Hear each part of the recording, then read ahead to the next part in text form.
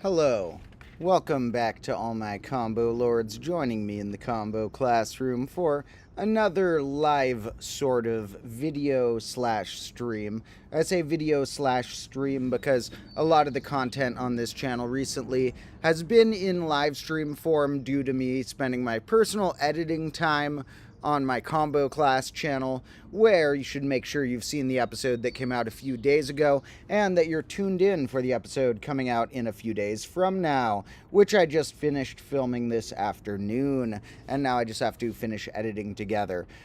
Now, when I work with more editors and such, there'll be more live stream or non-live stream content on this channel as well, because I do not necessarily want to put all my stuff in these long 2-3 hour blocks, but hopefully some of you can join us for these longer rides. Maybe for those of you who don't always enjoy watching a 2 or 3 hour piece of thing, which I understand.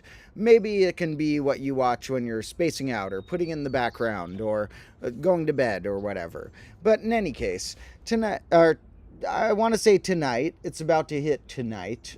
It'll probably strike dark during the course of this stream, while we're joined by some lovely bird sounds. Listen to those birds.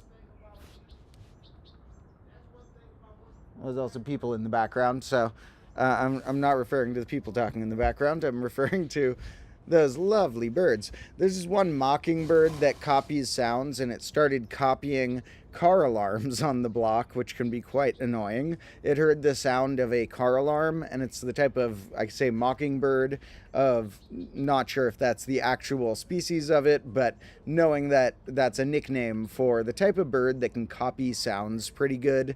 And the car alarm's a bad sound it does, but this mocking, that might be the one that does this, like, you hear that sound?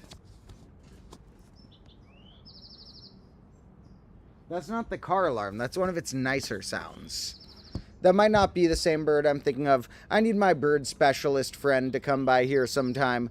Get some, are they called ornithologists, perhaps? I'm not even sure on the term. I'm so little of an ornithologist that I'm not even sure if that's the right term. Let me see. Am I completely wrong on that? Ornithologist is one who studies birds. Okay, no, an ornithologist is a bird expert. Okay, had that one right. Now, we'll have to get some ornithologists into this classroom to deduce exactly which species of birds these are, but there are some that copy car alarms, there are some that copy other noises, and some that just have their own funny noises. And I've heard birds in the yard recently that literally make what you'd think of as a stereotypical cartoon bird noise. What do you think of, like, as a cartoon bird noise? Now, it might be different in a different nationality. Not all nationalities say that, you know, chickens go pakak. Some of them say the sound different in translating it to human speak. But in a lot of American cultures, where I'm from, you translate the bird noise as an attempt of being a bird by writing something like chirp or tweet. And while those seem incredibly non-bird-like at first, and you'd think, no, a bird does not just say chirp, chirp, or tweet, tweet, or whatever, there's this one bird in the yard that goes tweet, tweet, tweet, tweet. And it sounds like that. And I can understand why, hearing the certain bird, that sound was assigned by humans. And similarly, there's another bird I've heard that goes kind of like chirp, chirp. And I can hear why they call it chirp. But it's kind of funny to see what different cultures say the animal noises are. That might need to be an episode topic at some point. What sound does the, say, you know, rooster make in different cultures? What sound does the cat make in different cultures?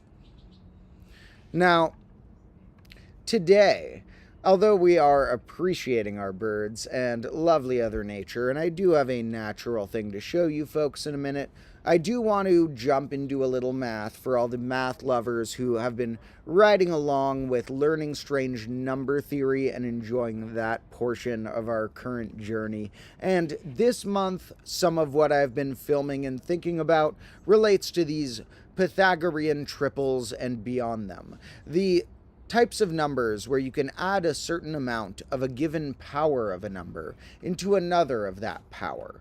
Now, so far we've looked at this power always being the second power, adding two square numbers into another square being the Pythagorean triples, or adding three square numbers into another square being Pythagorean quadruples, or as somebody pointed out in a comment on my last video, where I pointed out that in 5D space, you could see a hyperdiagonal, or 4D space and such, hyperdiagonals in higher dimensions as sums of a certain amount of square equaling another sort of distance amount squared.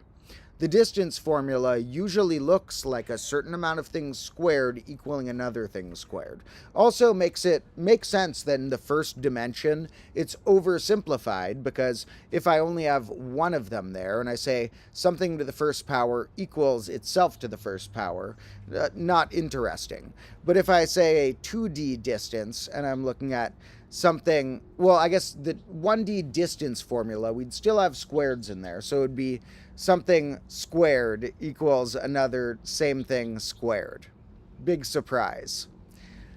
But in 2D, we have, if I want to look at the distance of, for example, if I pull open a graph, which I brought open our Desmos, a common online free graphing app, not sponsored or anything, but I do like playing around on this thing, so it's pretty cool, you know, resource to play around with. We also have one called GeoGebra on here. We could try, but honestly, for the type of thing we're looking at for now, Desmos has done a better job for me than GeoGebra, despite what some people say.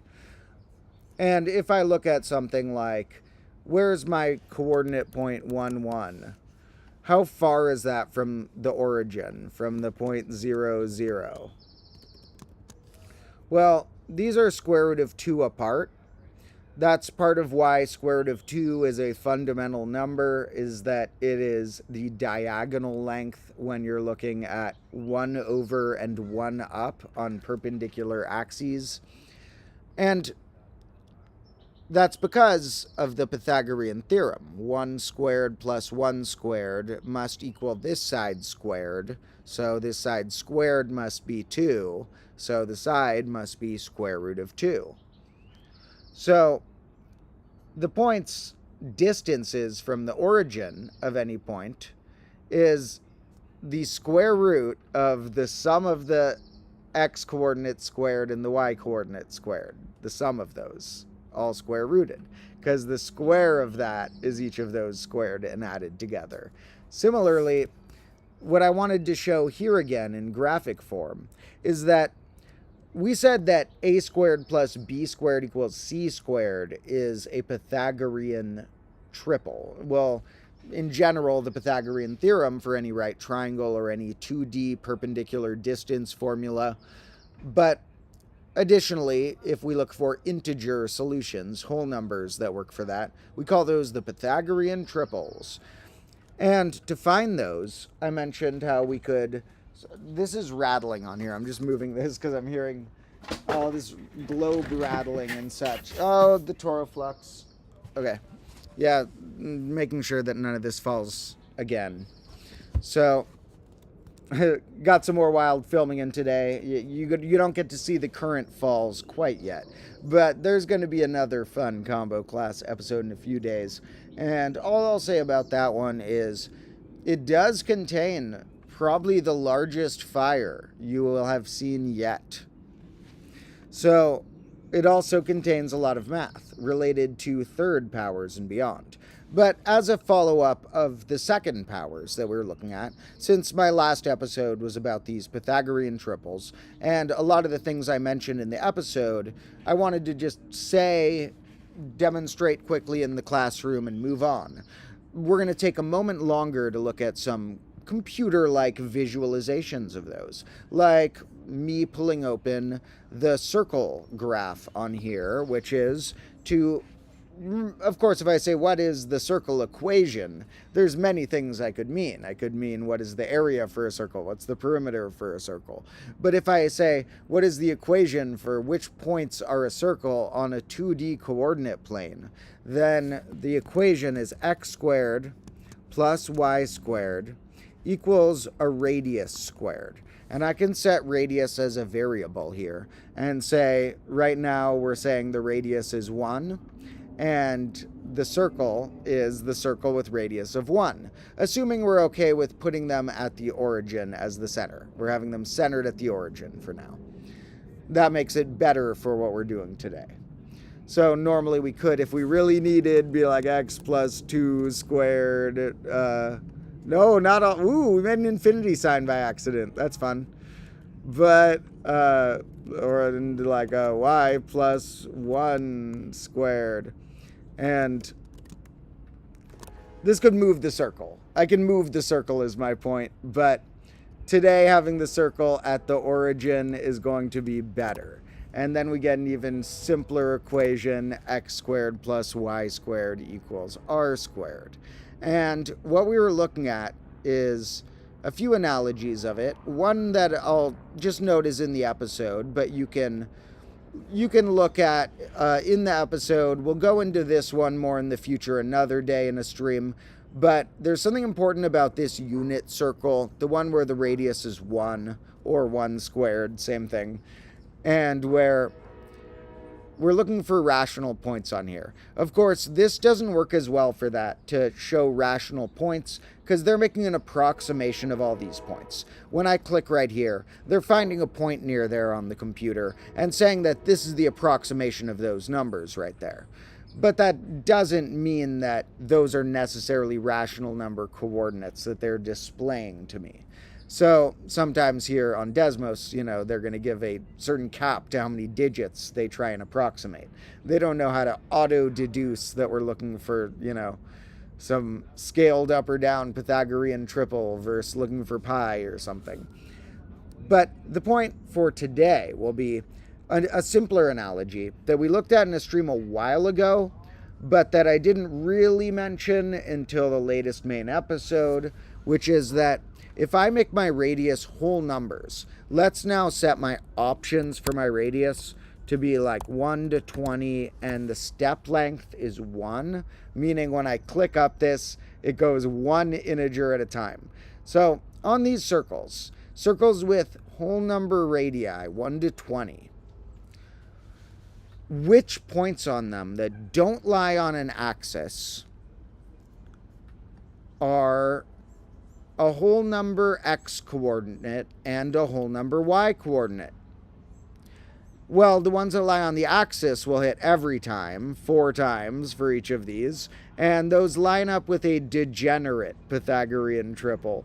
A great mathematical term is that they are called degenerate when you have flat versions of the polygons. And I mentioned that in a short a while ago, that there are a few types of degenerate triangles. You have a degenerate flatty one, a degenerate pointy one. Triangles where some of the vertices lie on top of each other, essentially, or where some of them lie collinear for a triangle.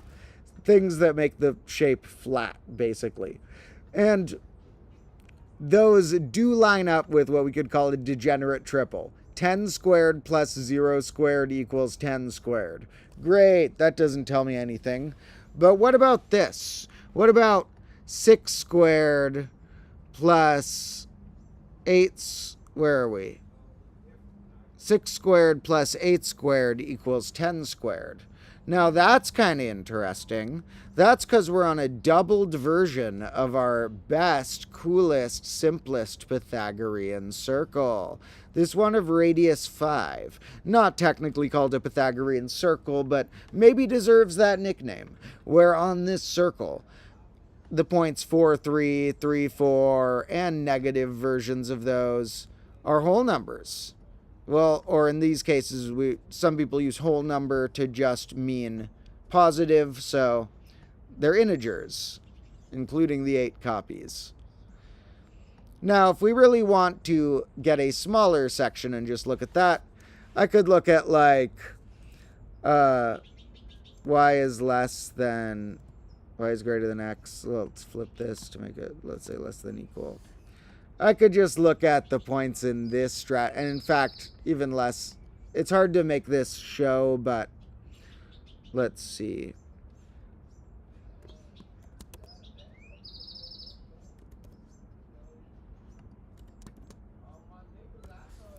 This like double dark section right there, the bit that I made like extra dark where I had 2 things going on. I didn't know a single equation on Desmos that would give me that slice, but the bit that's extra dark due to having the overlap of those 2 is enough data to tell me all the Pythagorean triples. If I look for all of the whole number radius circles in this range and see which points on those lie within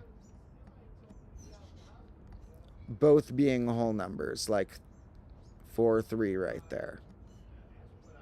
Now,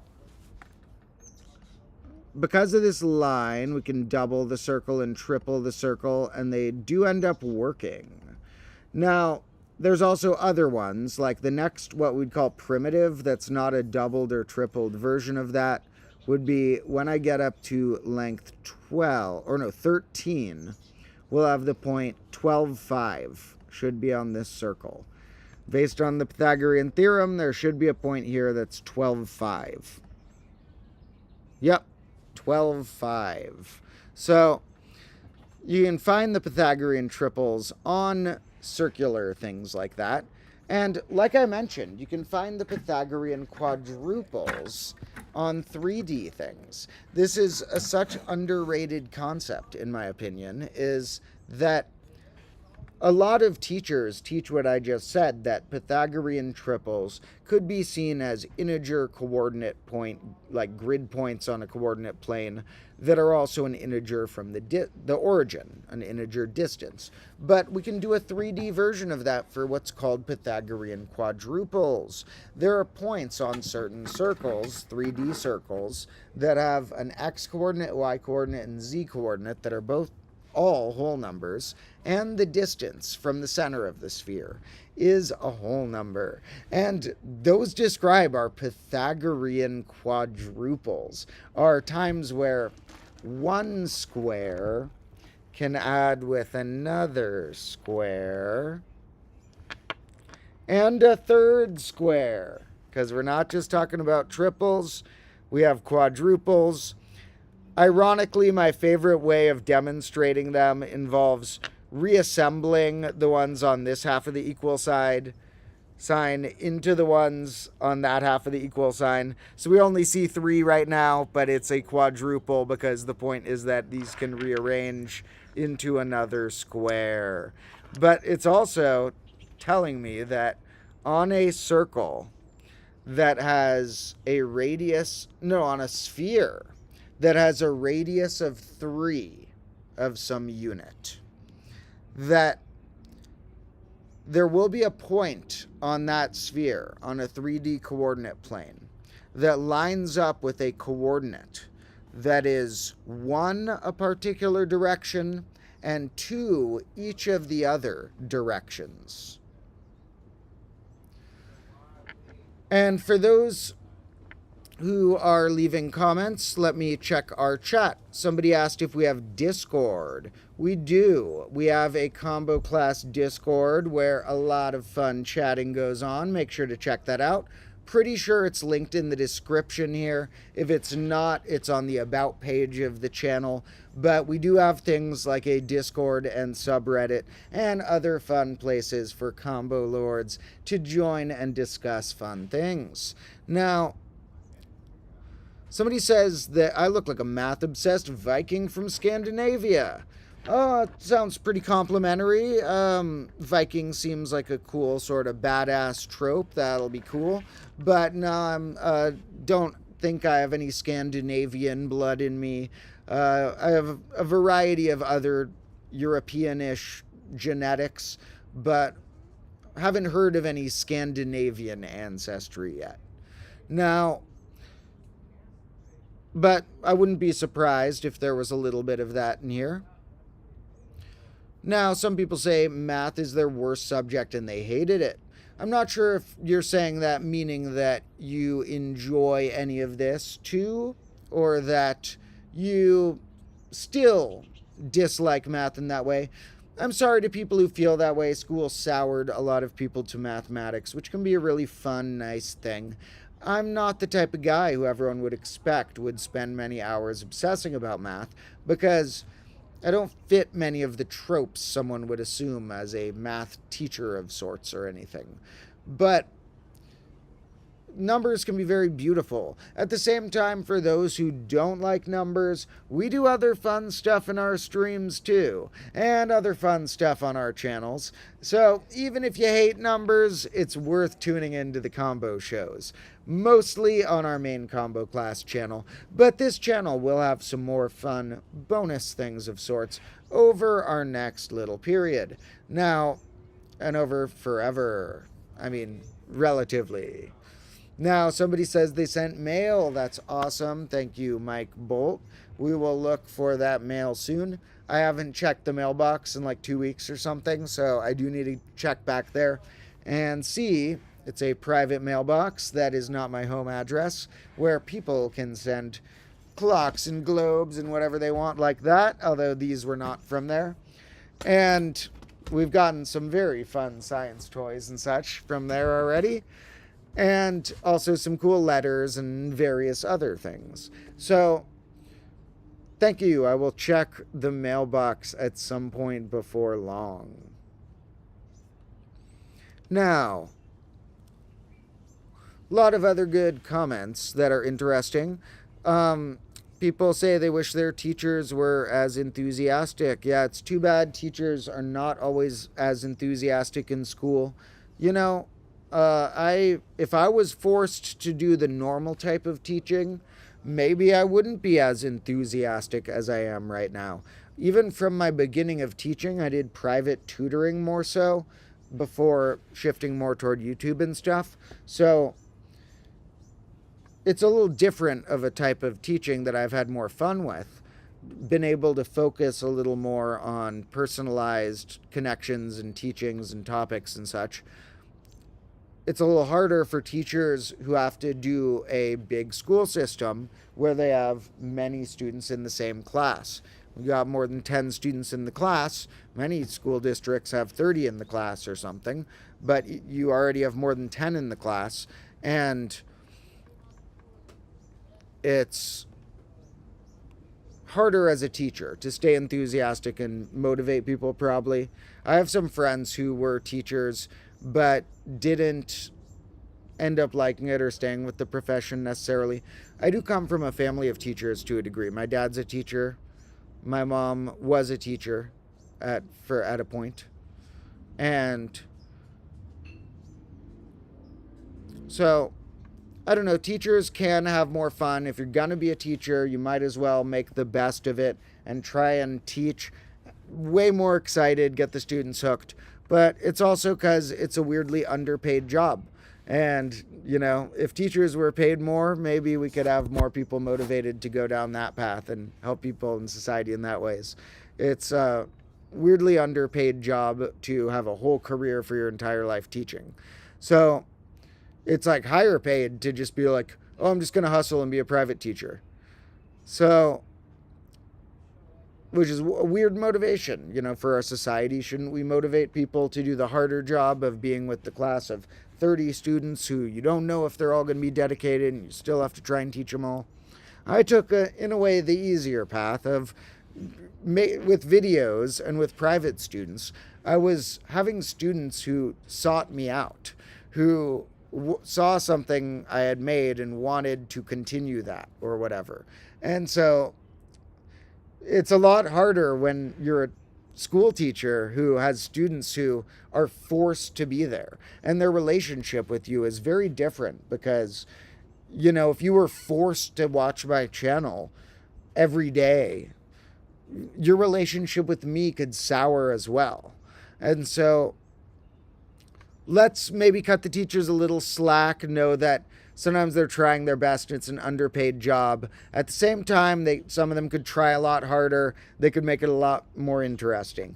Over the course of combo class, we will make suggestions of not only like, is a math lesson I do inherently a suggestion of here's something you could teach, but we'll also make bigger suggestions about ways in which the school system could change. For example, I made a bonus video a while ago that before too long I'm going to revisit the topic of in a longer, more full main combo class episode, which is times tables are taught wrong. So things like that we will go into. Maybe our changes we recommend for society, like clocks should have a 0 on top, and maybe we don't need to be in base 10 forever, and maybe some English letters are unnecessary, maybe the calendar system's not ideal. Things like that, perhaps, will ripple out into the school education as well. So, hopefully we can just help the world. That'll help school and stuff. But, yeah, if you're a teacher, a lot of teachers could try harder. At the same time, if you're a student, cut your teachers a little slack because it is a kind of low-paying job and they have a bunch of periods of you in a row sometimes. And sometimes they have like a really mean one of you in the last period. So they have a lot to deal with, Still, I'll take the student side and say teachers could be more enthusiastic, because if I had to pick one side or the other, it's not a binary operation, so I get to say both sides of that. But if I had to pick one of those two statements to go by, I would go with the teachers could try a little harder. And then pretty much as important as that, I would go that I think teachers could be paid a lot more.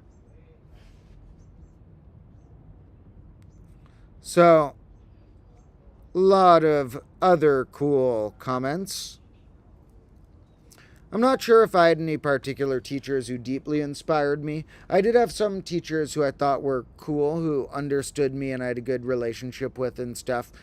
But I did a lot of reading on my own and a lot of things like that from books and various ways I would think and investigate the world and stuff. And I didn't get as much out of school as a lot of people do, but it's partially because I enjoyed studying school-esque things on my own. So if I hadn't enjoyed studying school-like things on my own, school probably would have been good for me. The fact that I already did like studying that stuff on my own means that, yeah, school helped fill in a lot of gaps. Yeah, it helped me socially and stuff, but which I even recommend public school if you're a parent, because I think that helped me socially to have a wide climate of different students. But I don't know. I got bored with school. By the time I was halfway through high school, I started skipping classes, and I somehow still got good grades, and I didn't do 4 years of college. I only did about 2.5 years of college. So school has not been the way I've learned most of my things. So to people who don't like their teacher, I can relate. I'm a different type of teacher, and while the word teacher applies to it, and that's the word I use, I wish like school teacher had its own word that was like one simpler word. And there was a different one for like I'm studying from you, teacher, that's not in school. So because it's a different relationship.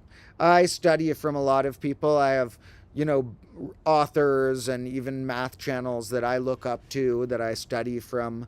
And there are additionally, in any case, that's enough on that topic. But hope you all have a decent enough time, those of you who are in school, respecting your teachers enough, because although if you're a teacher, you could try harder, at the same time, they're dealing with a lot and they're not paid very much. So, be nice to them.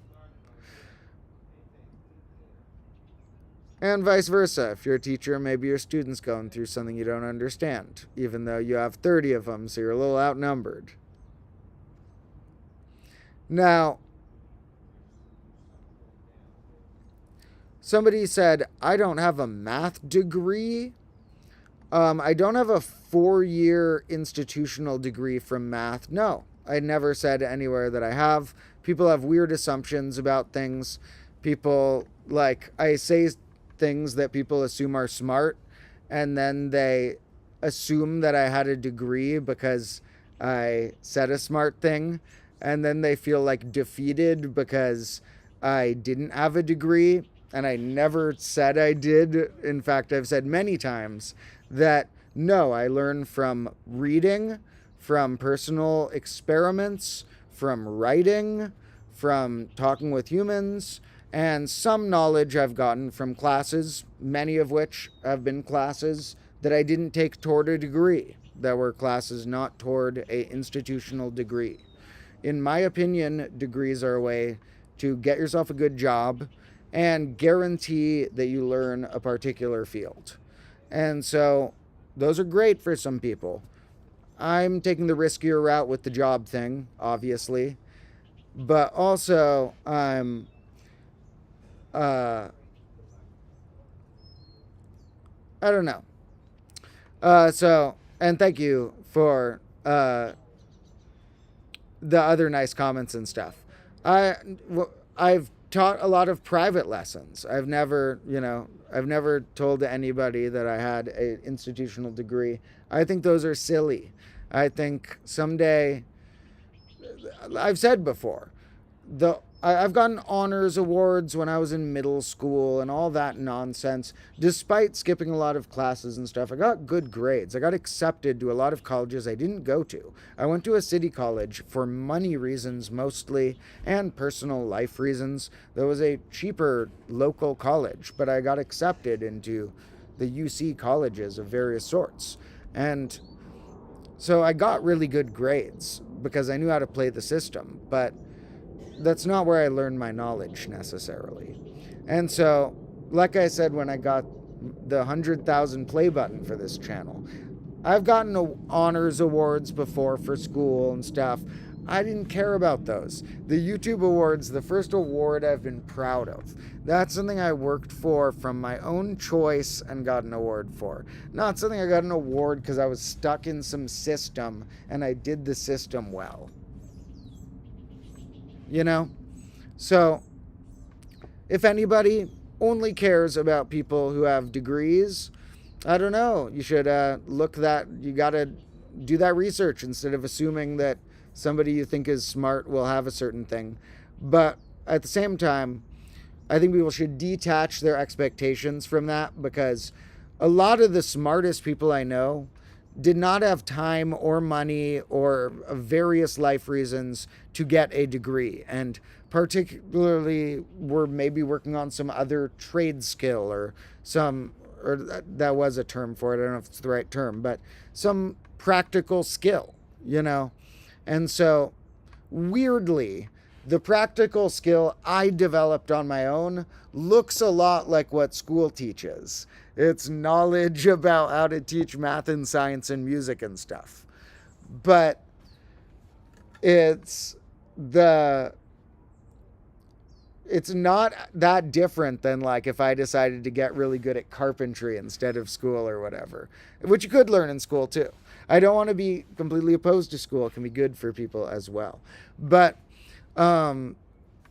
just had to mention that stuff. It's good for most people because, like I said, It'll help you get a job, and I'm taking a very risky route that somehow worked well for me because if you're not really, really hardworking at doing a job, which I have to treat some of my video making like a job, and at learning skills on your own, then school will be really, really good for you. And you should probably do 4 years of college and all that stuff.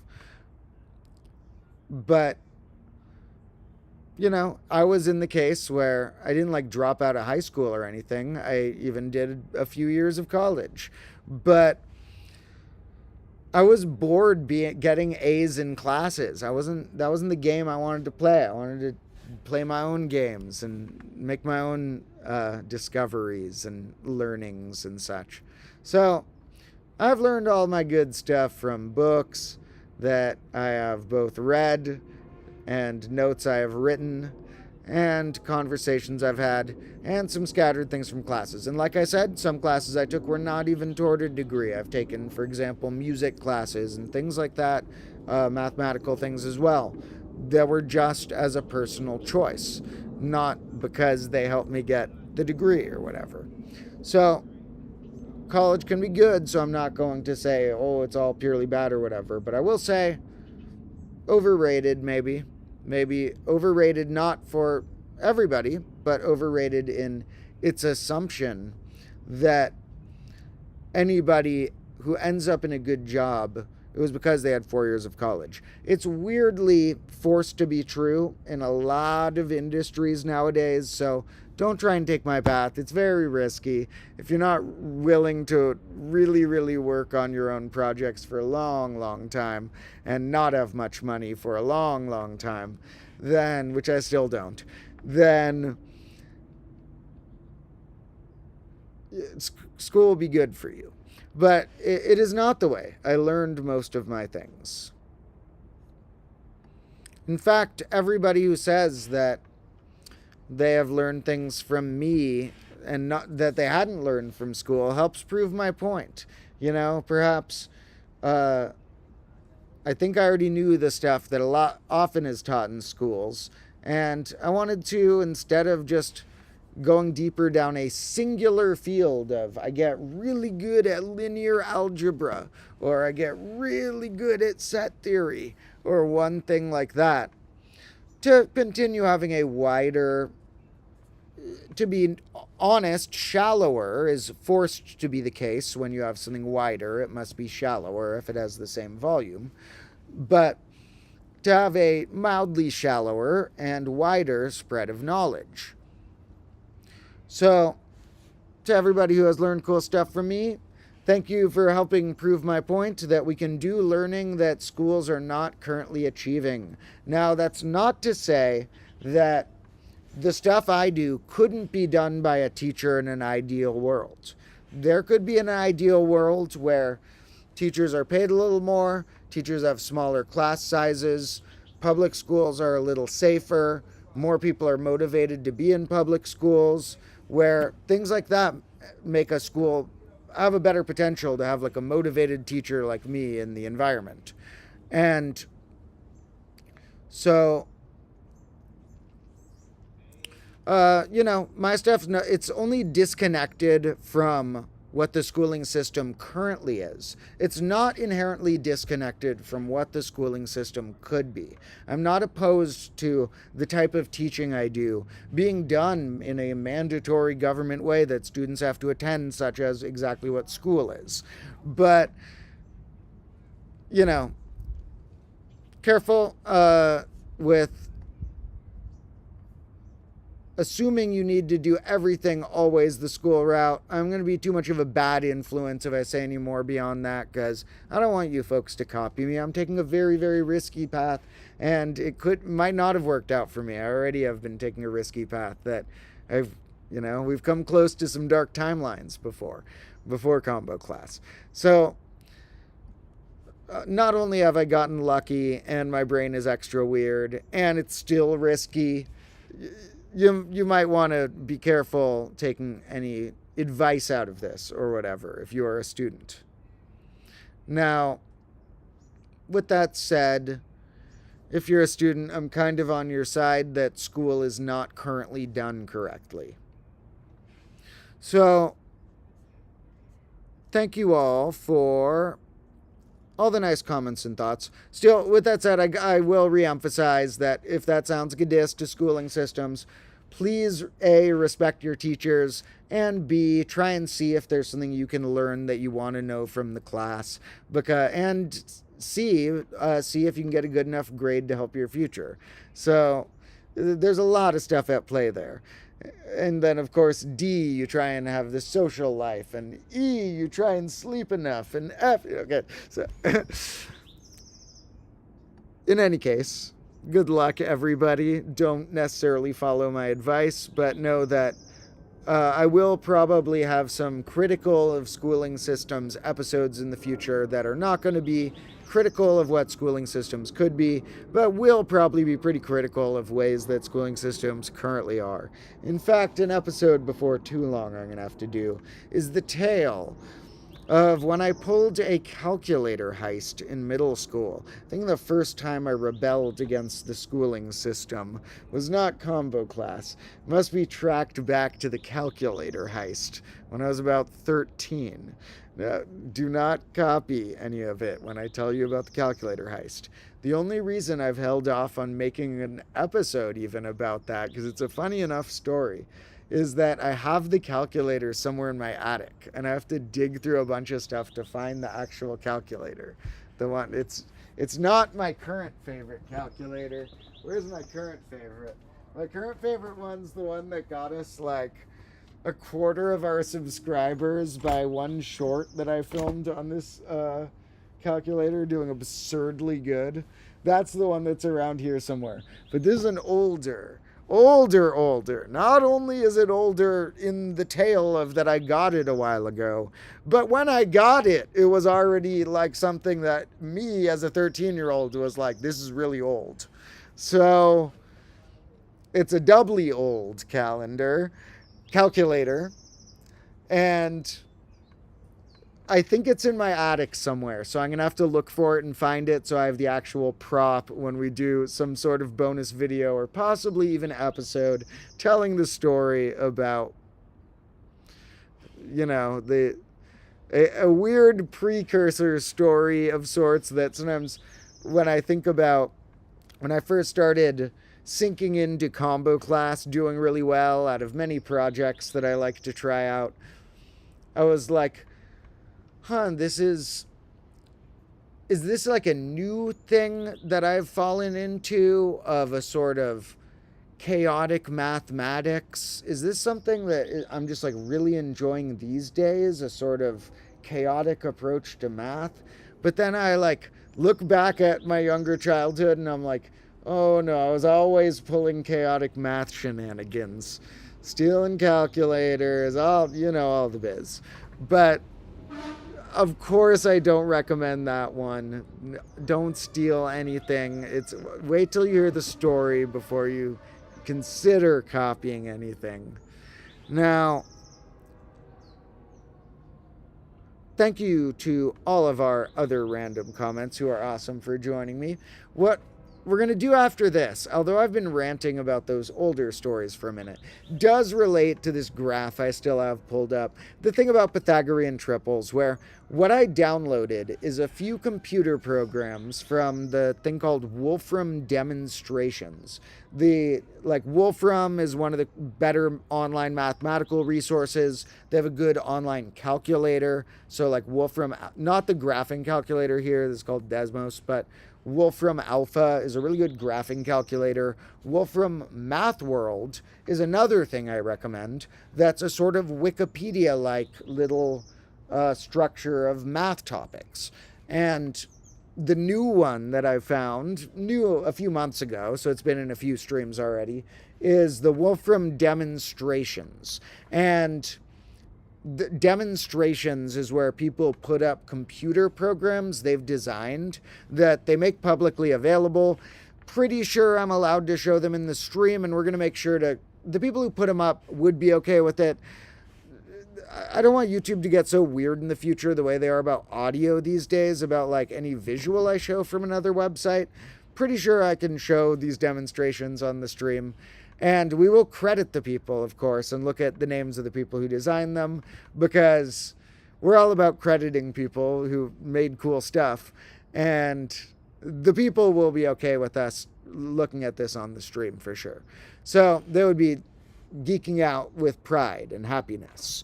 Now, what we're going to look at here for the Wolfram demonstrations that I happen to have are a few that I looked up for Pythagorean theorems and triples and such. And I'm going to pull open one or two, but I do need to run inside and grab some water real quick.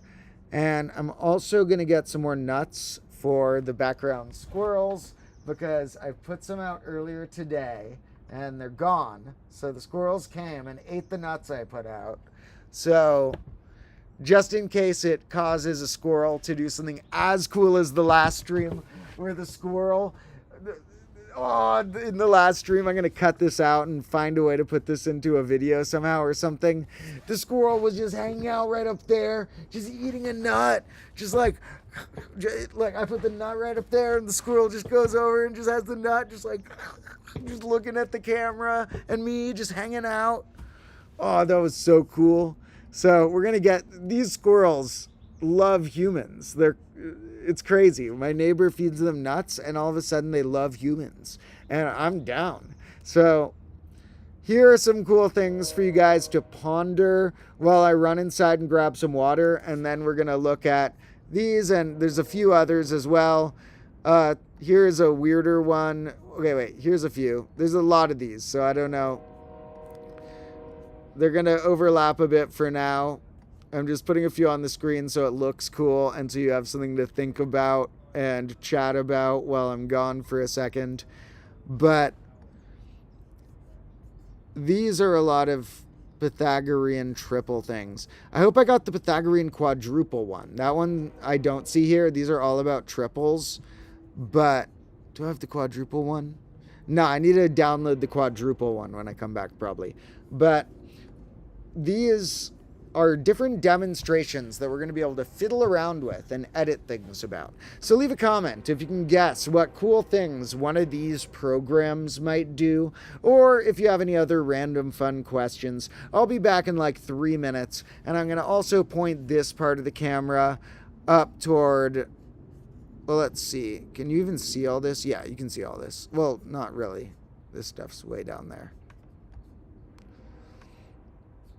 What do you think's going on in all this craziness? It's hard to see it all on the screen, I know. So I'll point the camera up there just in case the squirrel comes by in advance, but I will also grab it a few nuts when I'm inside. If I ever forget nuts, I also could grab some bird seed. We have some of that out here, and it does like the bird seed as well. Well, I don't know which squirrel it'll be. There's multiple of them. There's a whole family of them, I assume, because there's a new generation that looked really tiny-ish. They were like little teenage kid squirrels. Then they got bigger, and now they're probably like older teenagers, or, you know, in their 20s. If you turn them to humans, they're not 20 years old, but they're really friendly. This generation is so much more down for human contact than a lot of the previous generations. So,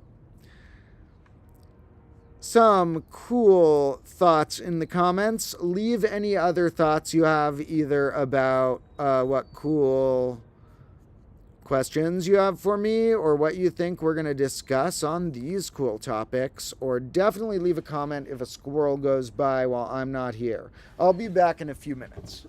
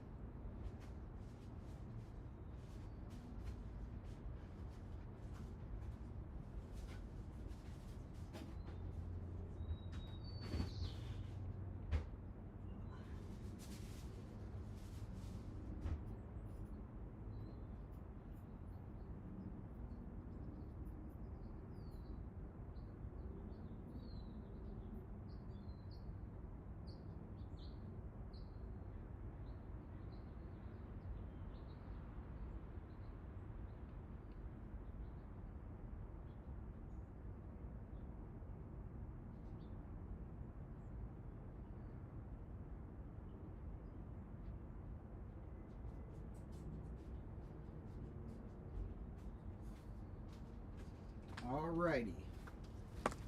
Here we are again. Got some chargers as well as some nuts for the squirrels. So, these nuts we'll put up here in our... Well, some of these clocks fell as well. Every time they fall, a new piece comes off them. They keep just falling, and now they're like falling apart, you know? But that's okay. That's how the wind works when you put things that aren't nailed down on a high shelf.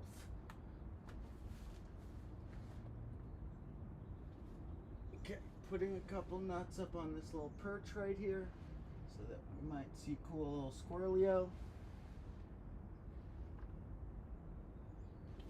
And like I've said, one of our eventual goals is to have... Oh, hey, Sage is here. Hey, there's cat. Sagey. Sage. One of our eventual goals is to have me teaching a math lesson at the big desk while we have a miniature desk on top of it that a squirrel is teaching a nut cracking tutorial on. So we'll get to that point before too long. Somebody mentioned how many ways I know to prove the Pythagorean theorem. Now, there are a lot of ways I've seen. I've only, off the top of my head, I could think of 2 or 3 ways to prove it. I've shown at least one in a short already, which I do really like, one particular beautiful, elegant way of proving it, where, let me see if I can just describe this somehow easily here. If you imagine...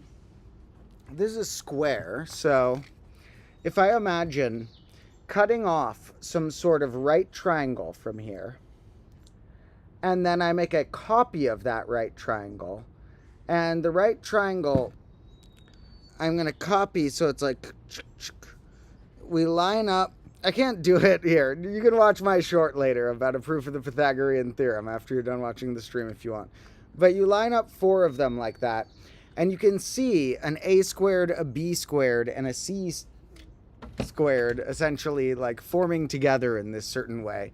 It's hard to explain. You got to restructure them a bit. In fact, if people are wondering about proofs, although occasionally people get annoyed when I pull open Wikipedia as a resource, we're going to do it. We're going to look open one demonstration or 2 that they have on there of the Pythagorean theorem, because I'm pretty sure that they have 1 or 2 of the cooler, simpler ones on here. So here's a this is kind of one I was referring to. Yeah, so this is the one I did in a short, essentially, is a version not too different from this, where you can create a shape that has 2 A by B things here separate that are just like not part of what we're talking about. And so we can see that we have a c squared missing in the middle because that's the c side. And then when we do this, we're left with an a squared and a b squared. I explain that a little better in the short I make about that, and we've already done that. But there are other cool ways to envision it too. Here's one here. And in fact, I think I've seen before that there's some website that someday I might even make an episode about this, but there's books and or websites about many proofs of the right triangle. And I am so excited right now. I just looked up proofs of Pythagorean theorem, and I clicked the first link right now. I had just clicked it and gone back to show you. And it says, I was like, collection of 367 proofs of Pythagorean theorem. Sounds cool. I know I've seen, there was some sort of website I saw once, I was going to say, that had a bunch of different proofs, like hundreds of different proofs for it. But here it's quoting somebody. Here's why I say I'm so excited, is because, ooh, somebody left a super chat donation. Very nice. Thank you so much whenever anybody leaves something of that sort. Super helpful for our combo operation. We are trying to avoid putting any weird advertisements or product placements or stuff, although brands have reached out to me, and although I'll also say thank you to our Patreon supporters as well in the description. But stuff like that definitely helps our combo mission. Thank you. So, Then you do general crow for that one. Now, Pythagorean theorem here, the reason I'm so excited is because it says Professor R. Smulyan. And this is a guy I have talked about in many I've talked about his books in many streams, maybe even in whole videos and I think it's got to have shown up in whole videos at some point maybe.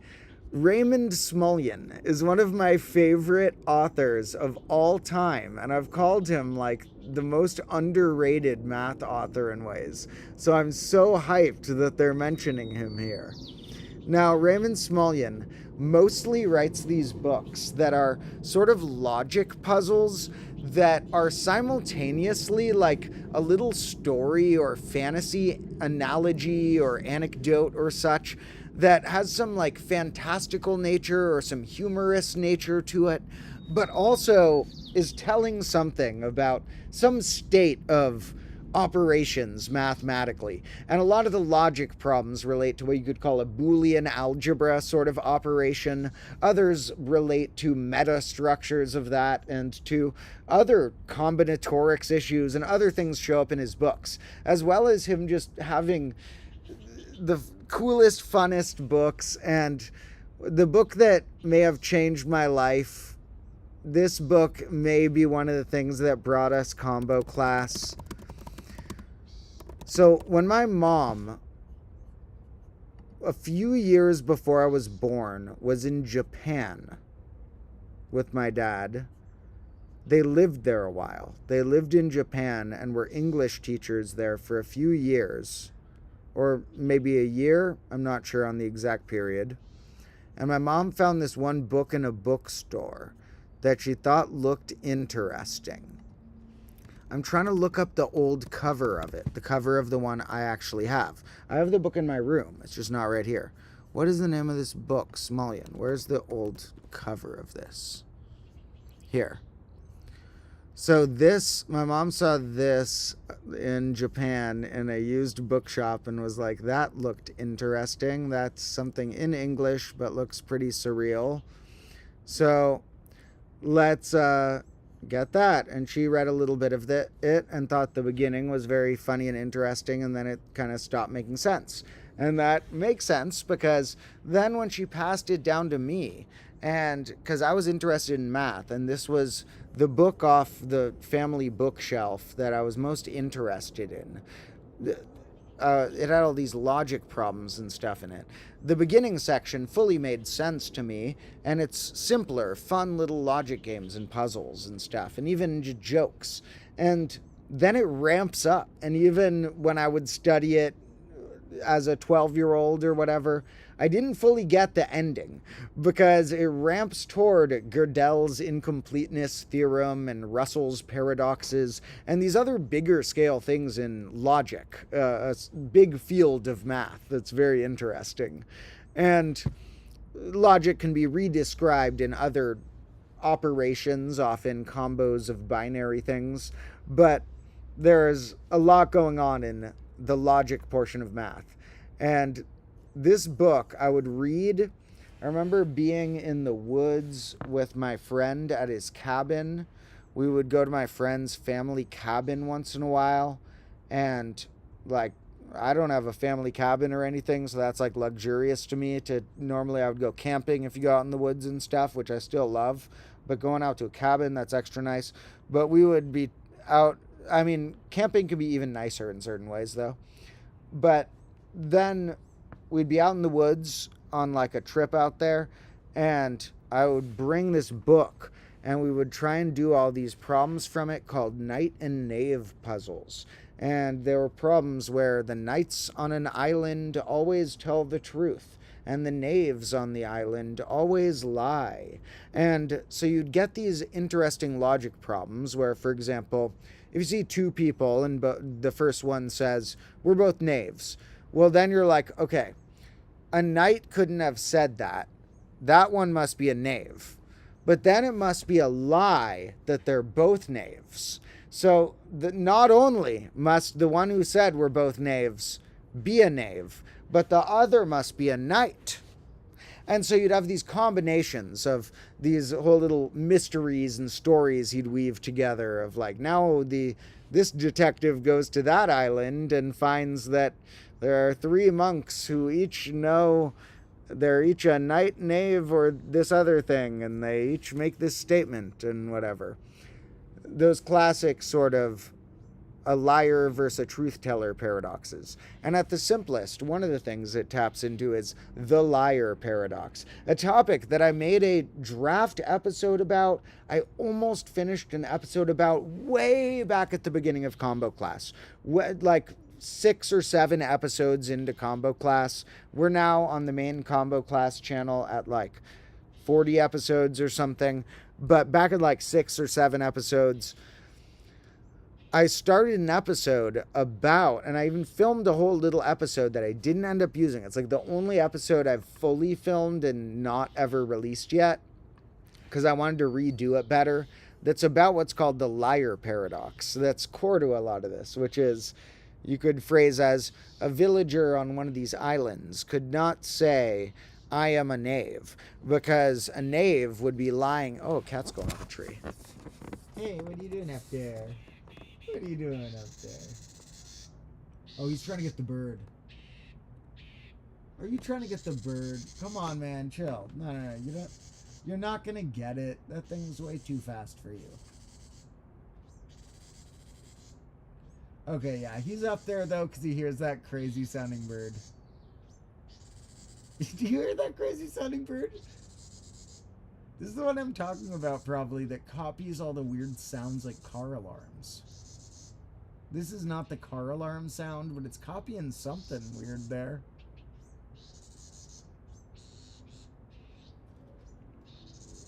But no, you're not going to get it to the cat over there. Okay.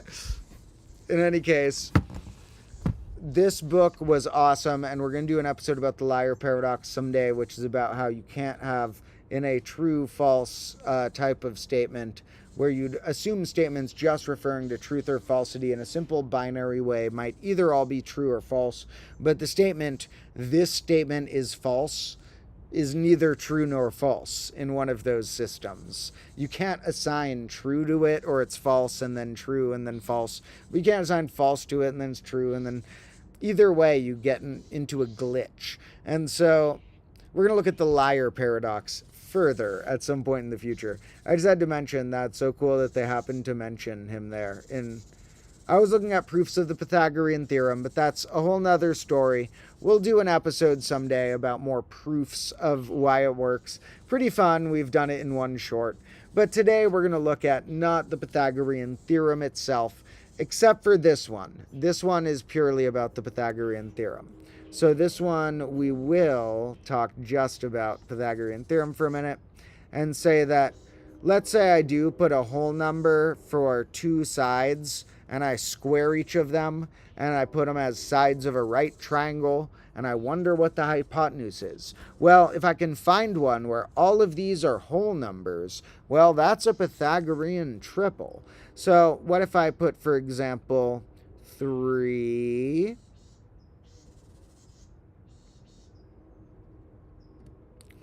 4...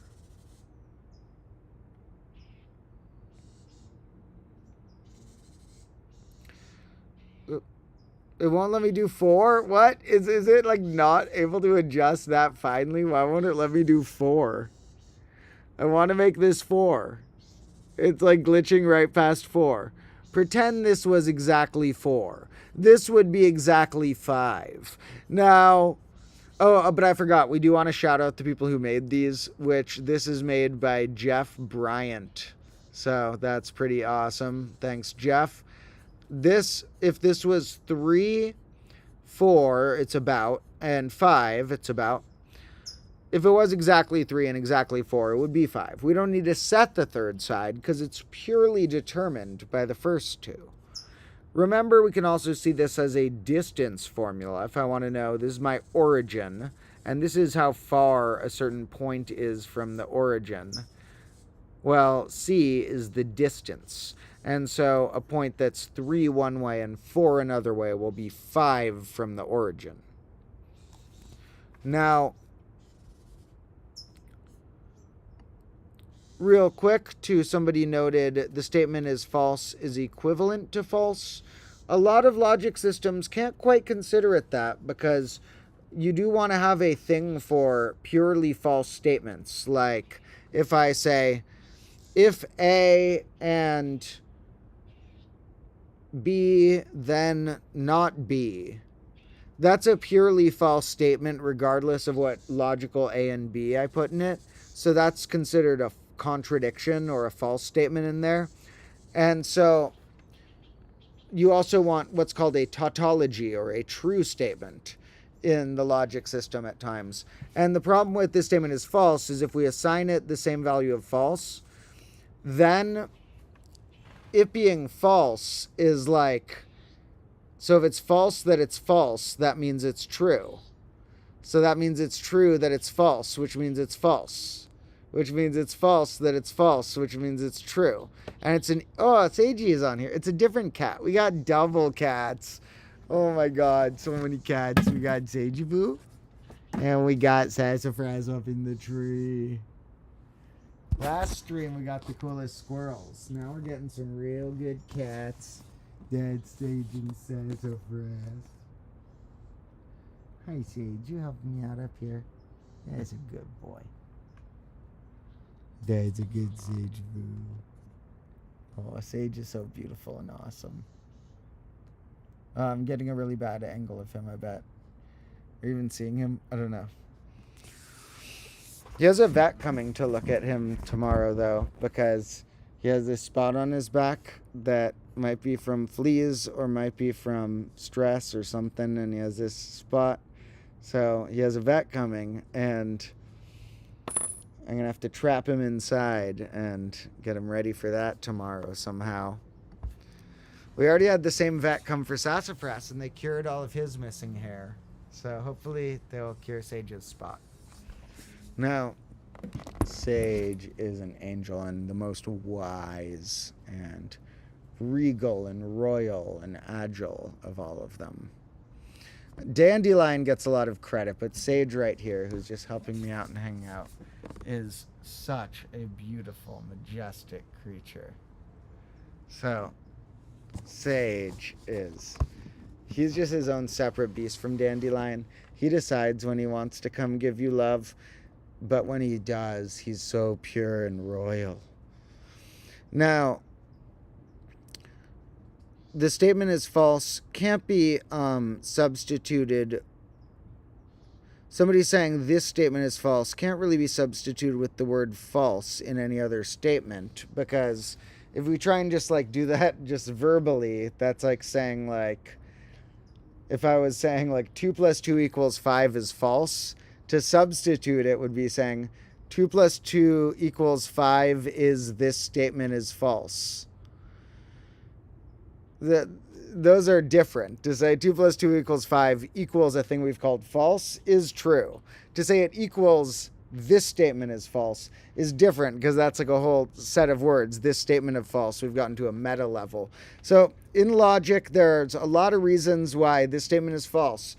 The liar paradox does turn out to break a lot of the rules you'd like, almost like a division by 0 does in the real numbers. And so we'll look into that sometime, how it's very interesting that it's the simplest of many logical paradoxes that include, like I mentioned, this one called Russell's paradoxes and Gödel's incompleteness theorem and things like that, that we're going to at some point cover. But the simplest of them is just this statement is false, is your first idea that you can't make a binary logical system that each statement is true or false. Because even if you thought you were only inputting true things, certain self-referential statements cause a glitch. And so there's something that when you have a self-referential statement, it is different than a description in logic. So if you say false, that doesn't mean a thing that's not a whole sentence. It's something we could apply to something. But to say this sentence is false is self-referential, and that actually changes things logically because it puts you a layer deep and the layer actually matters. And so we'll cover that more in the future. And there are ways that people try and get around it, or there are many systems invented called ternary logic and things like that, where third types of values describe it. So there's been a lot of historical investigations into the ways in which you could try and fit that in, the same ways in which you might make up a system that 1 divided by 0 works, but the same way that 1 divided by 0 doesn't work in our good old real numbers, where all of our normal rules work. In the best way of approaching Boolean logic, which it describes a lot of important things, you cannot assign that statement the correct, exact two-logicked value. So the self-referential nature does fry certain things. So, but you can invent systems that change, sort of like division by 0, that lose a lot of the rules we normally like, but then let you do that. So we'll go more into what that one breaks. It's just the tip of the iceberg, because the other paradoxes I mentioned are further proofs that you cannot have purely consistent and full logical systems. You can't have certain things like a logical system where every statement that is true is provable in the system without hitting these weird glitches. So those will be interesting topics to cover at times. Like, logic is something that, the reason I mentioned Raymond Smulyan there is it's a topic I very much like, of the logic type of stuff he would dabble into. And those are very fun, interesting topics, because they not only have mathematical frameworks, like we can draw charts of many of them, but they also give us questions about what it means to have a language, or the possibilities of what language could do.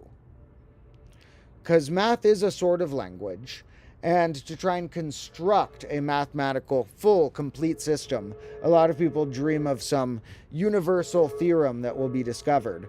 And we know that if there is a universal theorem, it won't be able to be of the type that we currently know of, and also full and complete in certain ways, because there are these things such as Gödel's incompleteness theorem that go pretty wild. But as the tip of the iceberg for people, the fact that this statement is false doesn't fit into a typical two-logic framework is very interesting as the tip of the iceberg. Now, here what we can fiddle around with is noting that we only hit whole numbers for all three of them when we get the triangle lining up with our Pythagorean theorem. We can make it into whole numbers if we do it right. There's about 8 and about 6 will be about 10. So,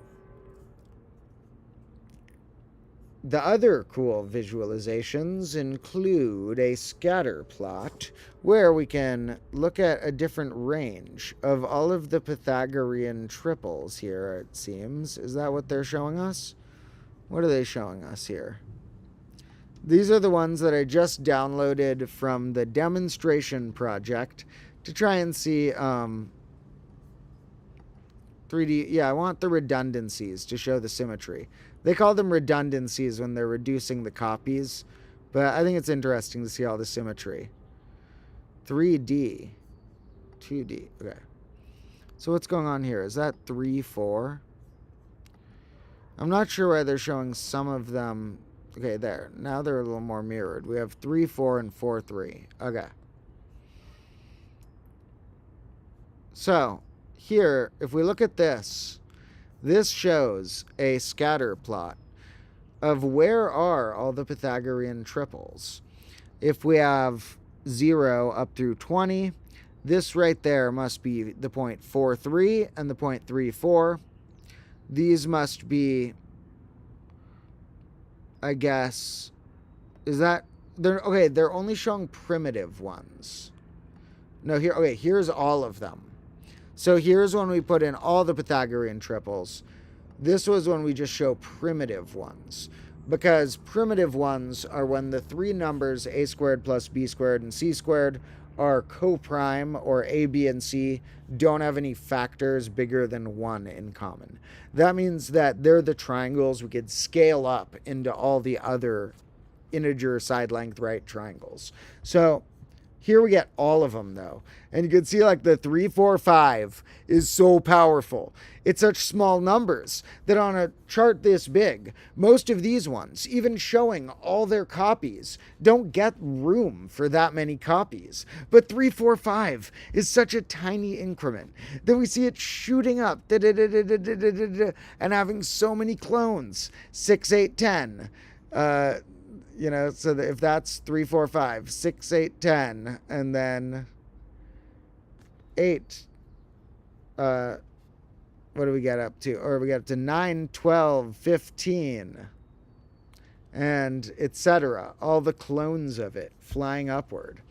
So that is such a great efficient triangle. We're going to go into further someday how the 3, 4, 5 triangle in particular is really magnificent. Not only are all the others cool, but that is extra cool. But now, the cool thing about this demonstration is that they're going to let me expand the range. So we're going to get to go, this is what it looks like when we zoom. You see these rays form because the ones that are smaller have a lot of points that are multiples of them, compared to ones that appear in a more scattered way and haven't had a chance to zoom out far enough to look like a line as well. Now, what if we just look at primitives at this scale? Now, they have a stranger, almost circular-like balance. And by the way, this whole time, my little angel Sage has just been hanging out right there with us on the desk. He's such a good little boy. And Sassafras is up there on the fence. But I think he's waiting to try and get that bird, which he's not going to achieve. Don't worry, folks. So, Sage, you're so good. Now, that's a pretty cool view of those. Of course, we can also view them as adding up different amounts of is less than 3 squared. 2 squared plus 3 squared is less than that. These are pairs that are near ordered pairs. So here they're showing the ones that are in a row. So if we try and make 0, 1, 2, 0 squared plus 1 squared is not as big as 2 squared. Oh, you can't see this. Let me pull this up to a better angle. So here's like 0 squared weighs the same as 1 squared. Same with the other version, negative 1 squared plus 0 squared equals 1 squared. Both of those versions. Now we get to 1 squared plus 0 squared equals 2 squared. Oh, it's hard to freeze on one of these. And 2 outweighs it. 2 squared. Then we're like, okay, what about 1 squared plus 2 squared equals 3 squared? Nah, 3 squared's bigger than 1 squared plus 2 squared. Okay, what about 2 squared, 3 squared, 4 squared? No luck. And then we balance our good old 3, 4, 5. Then we go the other direction, where 3 consecutive ones, the first 2 squared and summed, will be larger than the third squared. So there we get another fun demonstration. What does this change? Oh, this is different Pythagorean triples. So that was just the 3, 4, 5. These are like doing weird like lead ups to each Pythagorean triple and lead downs. That's pretty interesting. This one was designed by Robert L. Brown. Oh, and I might have forgotten to shout out the last person who we showed. So what was the one we did right before this? We haven't done ordered tree yet. Scatter plot. That was made by Robert L. Brown. So Robert L. Brown, did I get that wrong, or did he just make both of these? Oh, no surprise. Their name is like a sequel. primitive Pythagorean triples 1, scatter plot, and primitive Pythagorean triples 2, ordered pairs. Cool. Shout out Robert L. Brown. Now, here we have another way of looking at it. We're not going to go through this full proof right now. We'll do that another day before too long. But there are ways to derive using either matrix multiplication, algebraic equations, or geometric things on circles that can get you a starting Pythagorean triple branching out into a whole set of new ones. And here's just the beginning of the tree. This is a little confusing because they're starting from a random point in the tree. So it only really makes sense from the beginning here. So this is as far of the tree we'll be able to display from this one, also by Robert L. Brown. This one, this is called Primitive Pythagorean Triples 3, Classic Trilogy. Now, this one, we can see, one of the reasons I wanted to show this is it's a quite threeven structure. You know how I say the word threeven needs to be in the dictionary like even is for multiples of 3 to get as much credit as multiples of 2 do, or almost as much credit. And threevens also relate to what I call purely threeven numbers, which is a nickname for powers of 3. Purely threeven numbers being like 3, 9, 27, and such. Numbers whose only they're threeven, but not even, not feven, seven, or any of the other vins. Only threeven. And so those are also the numbers whose only prime factors are 3 to some big power. And they're the numbers that, are in this tree per stage. 1, if we count that. I don't always count that as purely threeven. Usually not. But then you get up to 3 things when you're 1 branch out. Then there's 9 things that are 2 branches out. You know how many things would be another amount of branches out? 27, because each time you get 3 children to the new Pythagorean triple you've generated. So that's pretty neat as well. I didn't even realize that I downloaded part of those like a trilogy. It makes sense because I looked up Pythagorean on Wolfram demonstrations, and I guess that's how our good old Robert L. Brown named these things. Pretty awesome. Now, there's other fun ways to visualize these. I'm not going to go into the spheres right now. I'm not going to be streaming too much longer because it is getting dark-ish. And I will note that many of the things we said there, which we'll go into this part more in the future, can be applied to spheres and 3D things if we add 3 square numbers into another, called the Pythagorean quadruples, as opposed to adding 2 square numbers into another. Now, our next main episode is sort of the successor to our last episode and to this stream, because the next main combo class episode will be about higher powers, like, is it possible to do a cubed plus b cubed equals c cubed? Well, that's an interesting story from history. And is it possible to add 3 cubes into another cube? And what are the exact formulas of how many of a given power you can add to another? Now, we're not going to have all the answers, so one of those episodes that's more about cool open questions, but it will also include an interesting history of what's been solved so far in there.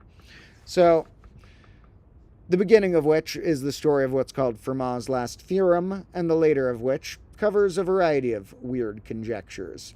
There will also be a large fire in the episode. So that'll be fun coming soon. And I think we also probably have some more squirrels and probably have some more cats. So we'll have some good stuff in it. Don't worry, the squirrels and cats are not when the big fire was. Now, so somebody mentioned circles do seem to be the most important shape, possibly. I would say they could be. And we're going to do an episode about circles in various dimensions before long. I've even filmed some of that already. It's more so what I would call an episode about spheres, because that gets the point across more that in higher dimensions, most people think of a 4D sphere as a 4D sphere and not a 4D circle. But we could call it either, because a sphere is a 3D circle, basically.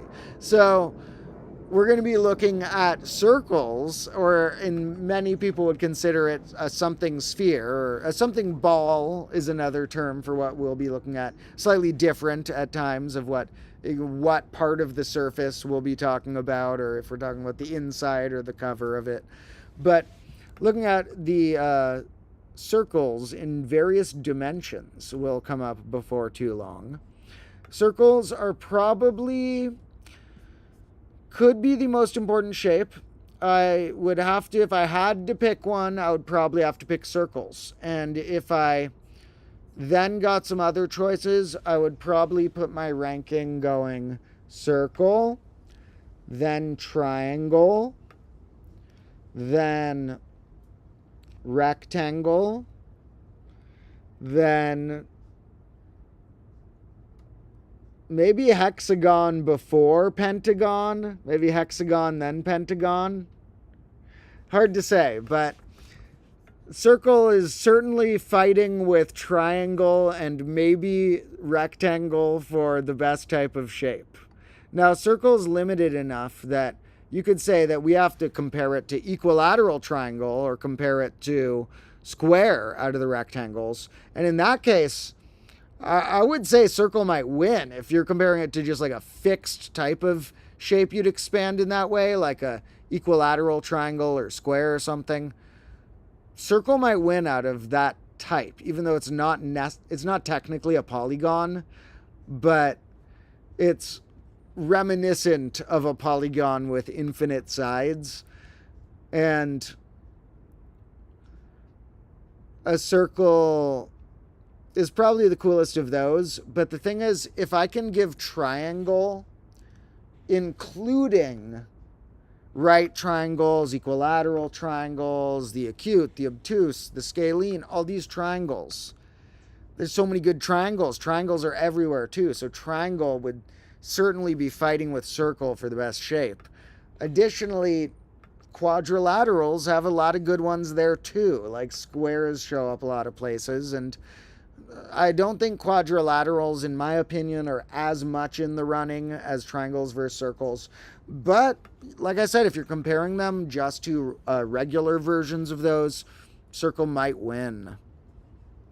So, circle and triangle are friends, though, and they're friends with rectangle. So, we'll look at, that's in the last episode I made, about, ways in which these concepts really connect, in which, for example, the points on this circle describe right triangles in secret ways, and that we could also see them as sorts of diagonals through rectangles of another analogy geometrically of looking at them. So make sure you've caught that latest combo class episode. I don't know if we're going to do any rare candle lighting or anything tonight, so we might have to wrap up soon because getting pretty dark out here. But when the darkness strikes and I log off, hope that you all have a wonderful rest of your evening and such, and that you are caught up to that last combo class one, ready for the next one, and that you are ready for the fact that if you watch the shorts on here, I might put one or two of the shorts I put on the combo class channel on here instead, without sending them to subscriptions. So you'd only accidentally see them twice if you are on the shorts tab a bunch. Then sorry if that happens, because I need to test if one or two of the ones that I put on the other channel that did not get that many views as far as a short goes are just going to hit way too good if I put them on this channel and make more sense to put the ones on here instead. There's a good chance I'm just going to start putting all my shorts on this channel because they're bonus content to me anyway. I already filmed a new one today and I plan on making a bunch more, but they're bonus content to me. So I might just put all the shorts on this channel, which is my bonus channel. And because shorts get more promoted, the algorithm is going to make this channel probably have more subscribers. Still, the other channel has equally hardcore representation behind it of fewer viewers, but more of them willing to watch most of the projects. But, you know, it still varies which ones they show to who on their pages and such. Make sure you're tuned into the Combo Class channel for all those episodes, though. Those are all going to be classics. This channel, we're going to have a lot of fun streams and shorts and other stuff as well. When I work with more editors, and at some point, just before long for fun, I'll do more bonus videos around here. Like, maybe I'll do a bonus video where I compile all this squirrel footage that didn't make it into anything, of all these great squirrel clips that didn't work it into an episode yet. Might compile those into a little bonus video. Might do some other random bonus videos, but I have a lot more of those I would put on this channel in non-stream form once I work with some other editors and such. In any case, very glad to have anybody joining me here today. Love you all so much. And another last thing I wanted to share is, there's a few little things. One is, look at these tiny dice. Somebody gave me these minuscule dice. Look at these. We'll take a closer look at them in the daytime sometime. They're tiny dice. There's one of each platonic solid included in there. Plus 2 10-sided dice, one that goes by 1s and one that goes by 10s. And those I might have to remove from some scenes because they throw off the mix of the rest of them being perfect platonic solids, of which a 10-sided dice is not one. So that's pretty neat, but I also wanted to mostly show you here. This is an apple that came off one of the trees in the front. One of the trees grows the apples a little early, but we have a bunch of apples all over the front yard that we share with a few neighbors. And here's the tree that does them a little early. And soon we're going to have tons of apples. This is an example of one that fell because something might have been weird with it. It got ripe early, but it also had all these bugs. Look at all these bug holes. So these are all holes from bugs. They could still be in there, might have left, I don't know. It's holes that a bug left. So this is the type of apple where if you bit into it, you'd have to be pretty careful with the bite. So more likely, we'll cut off a little bit of it that is not intercepted by the bug region and cut off a bit later and get a great apple slice. You know, you can cut around the bug bits. Don't worry about those too much. Now, apart from the apples, we're also going to have figs at some point before long, some pears. We're going to get another cactus fruit. I see it blooming. We're going to get a few cool things in the yard. So those will be fun to work into some snack breaks, of which one of the episodes coming out a few episodes from now is a snack break, but not about the fruits in the garden, about some other types of thing. But in any case, I'm going to wrap it up now that it's starting to get pretty dark around here. I'm going to head and cut off a slice of this apple and eat the non-bug bitten bit. And soon we're going to have more than enough apples to figure out strange experiments to do, cooking tricks to do with them and such.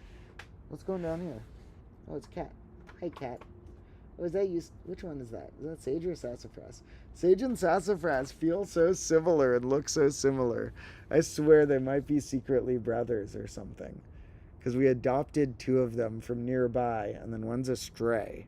So, they might be brothers. I don't know. But say the other ones are brothers, but we've gone to this last episode. We got a fluffy one in the mix. So, I think we're going to wrap up at this point. thank you all for joining me for a little stream to look at a few cool demonstrations of weird Pythagorean things, as well as some little fun natural things. I also want to show you those potatoes up close more, but I filmed a little content for those that'll come out before too long, because that thing I tried to show in the last stream looks way cooler in the new footage that I actually got on it on my other camera, not streaming, of the new potato thing I found where an old rotten potato sprouted 3 potato-like things from it. 3 new, I'm almost positive they're just new potatoes growing from it. So that's pretty wild. I'll show you that more up close at some point before long as well. Maybe we'll have a bonus video about that or about squirrels coming out before too long. And of course, I'll probably be back with another stream before long as well. As far as the next main combo class one about Fermat's last theorem, that should be coming out probably this weekend sometime, we'll say. Either Saturday or Sunday, we should have that Fermat's last theorem episode out. So, thank you so much for joining me. And the cat is doing something again down here. Where? Oh, that's Sagey. You coming to help? Hi, Sage. What are you doing? You're standing on a clock. Why are you standing on a clock? Sagey. So, alright. Love you all. I'll see you in the next one. Hope you all have a great night or day.